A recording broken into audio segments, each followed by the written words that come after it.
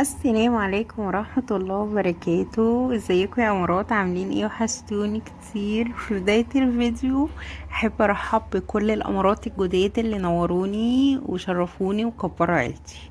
بجد انا بحبكم كتير جدا. النهاردة هنعمل مع بعض طريقة ملح الليمون. طبعا كلنا عارفين ان سعره بقى غالي جدا جدا جدا. وهو على فكرة بسيط جدا، يعني موجود في كل بيت. هو عبارة عن ايه؟ ملح وليمون، بس مش اكتر من كده. طريقة سهلة جدا جدا جدا، احنا اللي بنصعب كل حاجة على نفسنا. طبعا في ظل الغلا اللي احنا فيه ده لازم نفكر وندبر ونوفر عشان نقدر نعمل كل حاجة في بيوتنا. بصوا يا بنات، انا الليمون دوت اصلا كان عندي هيبوظ خلاص، فقلت لازم استغله. طبعا الليمون ليه استخدامات كتير جدا. جبت كيس ليمون، هاتي بقى اي حجم انت عايزاه، وكمية الليمون على حسب الملح. يعني لما هنشوف الطريقة مع بعض هتعرفي ازاي هتعرفي الكمية. للأسف يا بنات، انا المفروض ان انا كنت مصوراه وانا بجربه معاكم وبجرب فعاليته، بس المقطع ده اتحذف. فاحنا هنشوف مع بعض بس الطريقة وجربيه وان شاء الله هيعجبك جدا. اتمنى منك بقى لو انت بتتفرجي عليا وانت مش مشتركة تنوريني باشتراكك وتفعلي زر الجرس وتحطي لي اللايك عشان اليوتيوب يرفع لي الفيديو، واكتبي لي كومنت وان شاء الله هيعجبك جدا جدا جدا. بصي يا امارات، احنا هنجيب الليمون بتاعنا وندعكه كويس جدا علشان ننزل كل العصارة اللي فيه، ونجيب الكيس الملح بتاعنا هنحطه في الطبق وهنعصر الليمون على الملح ونقلب كويس جدا كويس جدا. دي يعني بصي، اه طلعي كل غلك فيه بقى، همك فيه اي حاجة، قطعان الكهرباء اللي عمل لنا توتر دوت، العيال مضايقينك، اي حاجة، اي حاجة متضايقة منها بصي افتكريها وانتي بتقلبي الليمون مع الملح كده. بص، انا عايزة كل ذرة ملح يخش فيها ليمون، هي دي الفكرة.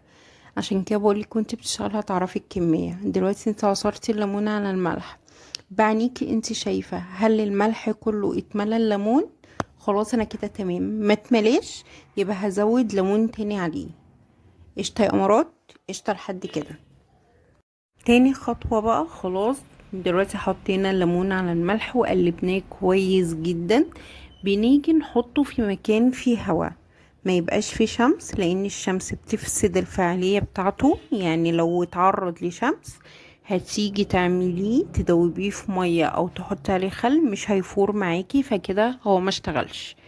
تحطيه في هوا بس، من غير اي حرارة، من غير اي شمس، وتسيبيه لحد ما ينشف تماما. نشف خلاص كده، عبيه في البرطمان بتاعك او العلبة بتاعتك، وهيبقى عندك احسن ملح ليمون، احسن من اللي بره كمان. اسفه لو في دوشه حواليا، لاني انا بسجل لكم والله والنور قاطع وقاعده جنب الشباك، فصوت الشارع كله حاسه ان هو واصل، وكل شويه افصل وكل شويه احذف في الصوت. فاسفه والله بسبب قطعان النور، ربنا يرحمنا يا رب برحمته.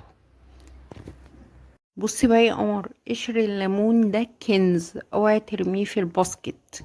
ليه استخدامات كتير جدا، زي ما قلت لكم قبل كده. انا باخده بشيله في كيس في الفريزر، ولما بعوزه بستعمله عندي في الفريزر، ودوت زايد عندي باخده بحطه في الصابون اللي هستعمله النهاردة.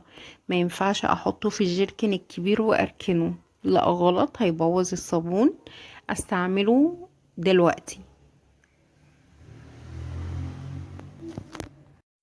بصوا بقى يا بنات، هتلاحظوا ان انا بقلبه كويس جدا، ده اللي كنت بقولكوا عليه، من فوق لتحت. لو في بذرة موجودة مش مشكلة، مش هتعمل حاجة. عرفتي تشيليها شيليها، معرفتيش تشيليها ما تشيليهاش.